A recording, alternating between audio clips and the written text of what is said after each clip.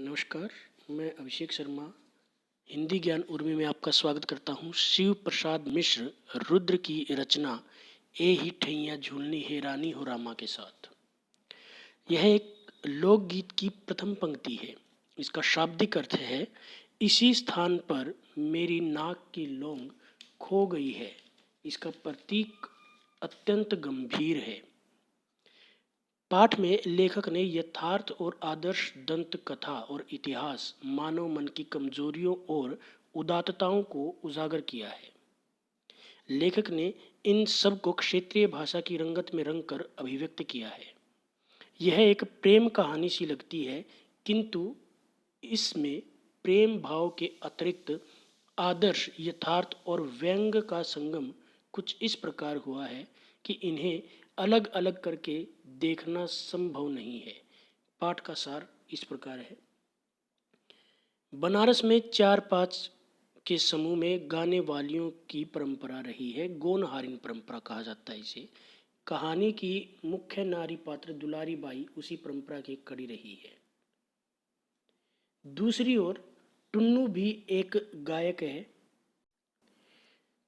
टुन्नू और दुलारी की मुलाकात एक प्रतियोगिता में हुई थी, जो भादो तीज की खोजवा बाजार में गाने का कार्यक्रम था। दुलारी गाने में निपुण थी। उसमें पद में सवाल जवाब करने की अद्भुत क्षमता थी। बड़े बड़े शायर भी उसके सामने गाते हुए घबराते थे। खोजवा बाजार वाले दुलारी को अपनी तरफ से खड़ा करके अपनी जीत सुनिश्चित कर चुके थे। उसके विपक्ष में 16-17 वर्ष का टुन्नू किशोर था। टुन्नू के पिता यजमानी करके अपनी घर गृहस्थी चलाते थे, किंतु टुन्नू को गायकी और शायरी का चस्का लग गया था। टुन्नू ने उस दिन जमकर दुलारी का मुकाबला किया। दुलारी को भी टुन्नू का गाना अच्छा लग रहा था। मुकाबले में टुन्नू के मुख से दुलारी की तारीफ सुनकर सुंदर के मालिक फेंकू सरदार ने टुन्नू पर लाठी से वार किया। दुलारी ने टुन्नू के उस वार से रक्षा की थी। टुन्नू दुलारी से सात्विक प्रेम करता था, आत्मिक प्रेम करता था। वह उसके लिए एक खद्दर की साड़ी लेकर गया। टुन्नू ने उसे डांटते हुए वह साड़ी उसके पैरों में फेंक दी। टुन्नू यह कहकर कि अपने भक्त की भेंट तो भगवान भी नहीं ठुकराता, पत्थर की मूर्ति भी नहीं ठुकराती, तुम तो फिर भी हाड़ मांस से बनी हो, यह कहकर टुन्नू वहाँ से चला गया। दुलारी ने वह साड़ी संभाल कर रख ली, क्योंकि उसके मन में भी टुन्नू के प्रति सम्मान या आत्मिक प्रेम था। इसके विपरीत फेंकू सरदार ने दुलारी को तीज पर बनारसी साड़ी दिलवाने का वादा किया और उसे साड़ी दिलवाई भी, किंतु वह फेंकू सरदार से नफरत करती थी। जिस समय विदेशी कपड़ों की होली जलाई गई, दुलारी ने फेंकू सरदार द्वारा दी हुई साड़ियों का बंडल वैसा का वैसा फेंक दिया। सबकी आंखें उसे देखती रह गई। जुलूस के पीछे चल रही खुफिया पुलिस की रिपोर्टर में अली सागर ने दुलारी को देख लिया। तभी 9 वर्षीय झिंगुर आकर बताता है कि टुन्नू महाराज को गोरे सिपाहियों ने मार डाला और लाश को उठा ले गए। टुन्नू की मौत की खबर सुनते ही दुलारी की आंखों से अश्रुधारा बहने लगी। अब पड़ोस ने दुलारी के दिल का हाल जान गई थी। सभी ने उसके रोने को नाटक समझा, किंतु दुलारी अपने मन की सच्चाई जानती थी। उसने टुन्नू द्वारा दी गई साधारण साड़ी पहन ली। वह झिंगुर से टुन्नू की शहीदी के स्थान का पता पूछने लगी। जब वह घर से निकली वहां जाने के लिए, तो थाने के मुंशी और फेंकू सरदार ने उसे थाने चलकर अमन सभा के समारोह में गाने के लिए कहा। न चाहते हुए भी उसे उनके साथ जाना पड़ा। उधर अखबार के दफ्तर में प्रधान संवाददाता शर्मा जी की लिखी रिपोर्ट को पढ़कर क्रोध से लाल हो रहे थे। संपादक जी के आदेश पर शर्मा जी रिपोर्ट पढ़ने लगे। शीर्षक दिया था, ए ही ठैया झुलनी है रानी हो रामा।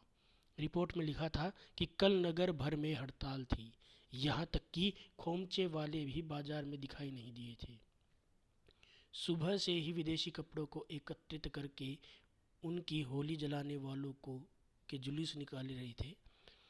उनके साथ प्रसिद्ध गायक टुन्नू भी था। जुलूस टाउन हॉल पर पहुंचकर समाप्त हो गया। जब सब अपने अपने घरों को लौट रहे थे, तो पुलिस के जमादार अली सागर ने टुन्नू को गालियां दी। प्रतिवाद करने पर उसे जमादार ने खूब पीटा और बूट से ठोकर मारी। इससे उसकी पसली पर चोट आई। वह गिर पड़ा और उसके मुख से खून निकलने लगा। गोरे सिपाहियों ने उसे अस्पताल ले जाने की अपेक्षा वरुणा में प्रभावित कर दिया, जिसे संवाददाता ने भी देखा था। इस टुन्नू नामक गायक का दुलारी से भी संबंध बताया जाता है। शाम को टाउन हॉल में आयोजित अमन सभा में जहां जनता का एक भी प्रतिनिधित्व करने वाला उपस्थित नहीं था, दुलारी को नचाया व गवाया गया था। टुन्नू की मृत्यु से दुलारी बहुत उदास थी। उसने खद्दर की साधारण धोती पहनी हुई थी।